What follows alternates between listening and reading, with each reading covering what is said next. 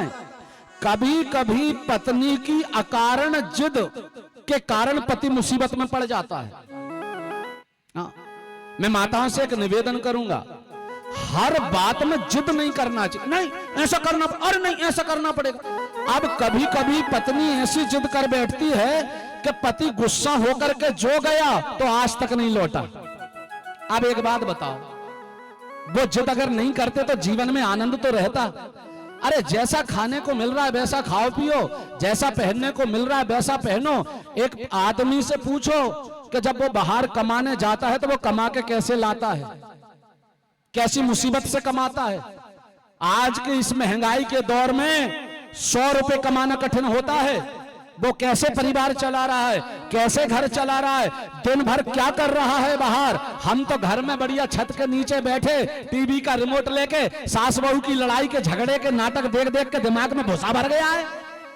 दिन भर लड़ाई, दिन भर झगड़ा, पति हारा थका आया, दिन भर जो टीवी में कचरा देखा वो पति के माथे पर ढोल दिया। अब वो मेहनत करके परिश्रम करके आया, अब वो शाम को थोड़ा सा रेस्ट चाहता है, थोड़ा विश्राम चाहता है, थकान मिटाना चाहता है। तुमने दिन भर का कचरा उसके माथे पर ढोल दिया। अरे वो फांसी नहीं लगाएगा, जहर नहीं पिएगा तो क्या गंगा जी नहाएगा?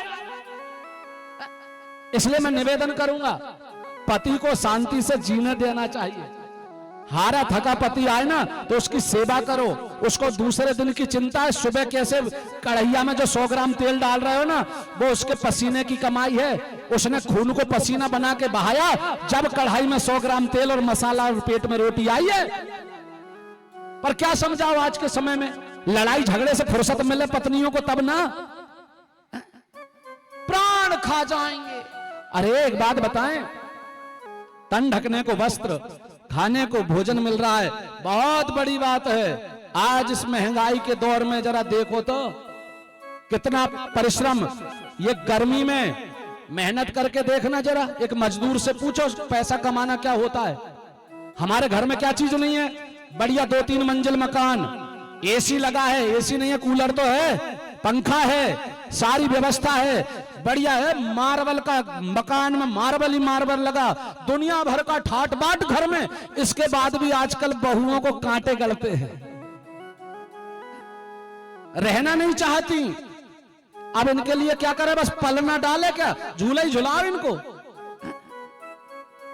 इसके बाद भी तकलीफ है साहब। ये बुजुर्ग माताओं से पूछना जरा, ये बैठी हैं बुजुर्ग, इनके जमाने में झोपड़ी थी, तुम्हारे तो नसीब में महल है, इनके नसीब में झोपड़ी थी। 10-10 भैंसें बंधी रहती थी, उनका गोबर फेंकना है। 25 आदमी का परिवार होता था, 25 आदमी का। उसके लिए सुबह 4 बजे उठती थी, चक्की नहीं चलती थी, घट्टी चलती थी। गेहूं पीसना, 25 आदमी का भोजन बनाना, आधा किलोमीटर दूर से पानी लाती थी। जो बड़े पीतल के हंडा, जब बड़े 2 हंडा भर के पानी, इतना वजन होता था वो हंडे में। आजकल की बहू के ऊपर खाली भी हंडा रख दो ना तो जमीन में 1.5 फीट घुस जाए। भरा तो छोड़ो, खाली पीतल का हंडा। और आजकल सुविधा कैसी मिल रही पता है, यहीं भोजन बनाना है, यहीं बर्तन धोना है, यहीं सुविधा सारी, घर से बाहर कदम नहीं रखना है। ना जेठ जेठानी का टेंशन, ना देवर देवरानी का टेंशन, ना सास ससुर का टेंशन। हम दो, हमारे 2 ज्यादा हो तो फेंक दो। छोटा सा परिवार, इसके बाद भी कल है। माँ को फोन, मम्मी परेशानी, मम्मी परेशानी। मम्मी भी कितनी फुर्सतिया है भगवान ही जाने, उसको दूसरा कोई काम ही नहीं है। इतना बेटी का हित चाहती थी तो शादी क्यों करी बेटी की। सुबह से शाम तक 48 बार फोन लगाती है मां बेटी को। सोचो आप, तो सब खबर तुमको दें क्या? पहले के समय में घर, रिश्ते, नाते, परिवार क्यों नहीं टूटते थे? क्योंकि ये फोन नहीं चलते थे, इसलिए परिवार चलते थे। आज ये फोन चल गए ना तो घर परिवार गोविंदाय नमो नमः। एक सेकंड की खबर मायके को मिलना चाहिए। पहले के माँ बाप जब बेटी की विदा करते थे ना तो घर से बेटी को विदा करते समय कहते थे, बेटी इस घर से तेरी डोली निकल रही है, उस ससुराल से तेरी अर्थी निकलना चाहिए। ये दिया जाता था। बेटी सास ससुर की सेवा करना, पति की सेवा करना, अच्छे से रहना, खुश रहना, लड़ाई झगड़ा मत करना। आजकल के माँ बाप क्या कहते हैं, ये फोन ले जाओ, अगर जरा भी लड़ाई झगड़ा हो तो 100 डायल कर देना, पुलिस बुला लेना, हम नाक से चने बनवा देंगे तुम्हारे ससुराल वालों को। ऐसी शिक्षा देना चाहिए, ऐसे संस्कार देना चाहिए। एक बात बताएं, अगर पति अच्छा मिल जाए, पति अच्छा मिल जाए, सास ससुर अच्छे मिल जाएं, तो अपने आप को भाग्यशाली मानना चाहिए और उस घर में निभ के रहना चाहिए।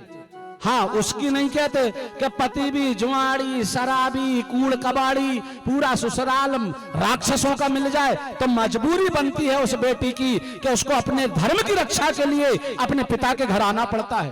वो एक मजबूरी है। तुम्हें कोई तकलीफ नहीं, कोई कष्ट नहीं, कोई दुख नहीं। तुम्हारे पिता के यहाँ क्या लग्जरी में व्यवस्था है, एसी में रहती हो, फिर क्या दिक्कत है? जितना माँ बाप के यहाँ करना उतना ही ससुराल में करना है।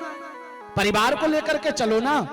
हाँ, अगर ऐसा परिवार दुष्टों का मिल जाए तो मायके आने में कोई दिक्कत नहीं है, मायके में रहो। सारी सुविधा होने के बाद भी निवेदन, अपने परिवार को परिवार बनाओ। आज ये कथा सिखलाती है।